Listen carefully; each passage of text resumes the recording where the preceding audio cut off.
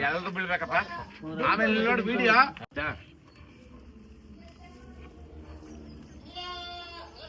ಮತ್ತೆ ಇವತ್ತು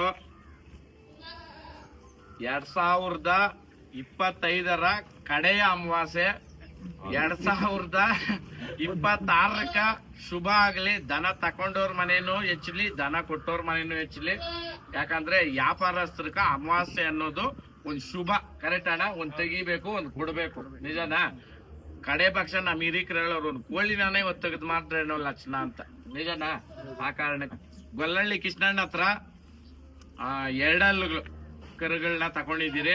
ಇವತ್ತು ಅಮಾಸೆ ಆಗಿರೋ ಕಾರಣಕ್ಕೆ ಸ್ವಲ್ಪ ಬಣ್ಣದಲ್ಲಿ ಸ್ವಲ್ಪ ಅಮಾಸೆ ಬಣ್ಣನೇ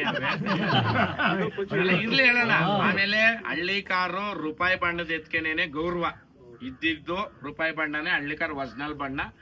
ನಾವು ಶೋಕಿಗೋಸ್ಕರ ಬಣ್ಣನ ವೈಟ್ ಮಾಡೋದು. ನಿಜನಣ್ಣ?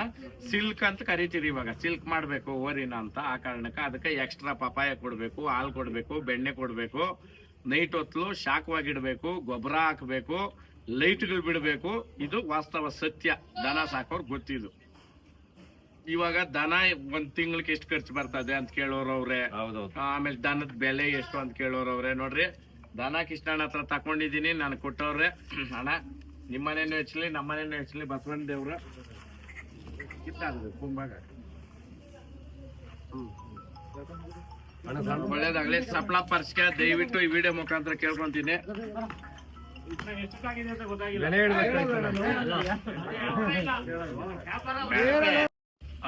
ವಿಡಿಯೋ ಮುಖಾಂತರ ನೋಡಿರ್ತಕ್ಕಂಥ ಎಲ್ಲಾ ಅಭಿಮಾನಿಗಳು, ಹಳ್ಳಿಕಾರ ಪ್ರೇಮಿಗಳು ಎಲ್ರೂ ಬಂದು ದನ ಕಟ್ಟೋರ್ನಲ್ಲಿ ಭೇದ ಭಾವ ಇಕ್ಕದಿರ ನಮ್ಮ ಸಪ್ಲಂ ಜಾತ್ರೆಗೆ ಬಂದು ಎಲ್ರಿಗೂ ಆಶೀರ್ವಾದ ಮಾಡ್ರಿ. ಹಳ್ಳಿಕಾರ ಉಳಿಸ್ರಿ, ಹಳ್ಳಿಕಾರ ಬೆಳೆಸ್ರಿ. ಎಲ್ರಿಗೂ ಒಳ್ಳೇದಾಗ್ಲಿ. ಜೈ ಹಳ್ಳಿಕಾರ. ಹಂಗೆ ಬಾಪ ಎಲ್ರು ಬಿಡ್ಲಿ. ಪಕ್ಕ ತಗೊಂಡ್ರ ಕಣ. ಪಕ್ಕ ಮಾತು ಬೇಕಾಗಿತ್ತು, ಅಮಾಸಿ ದಿನ ಬೇಕಾಗಿತ್ತು. ಅದೇ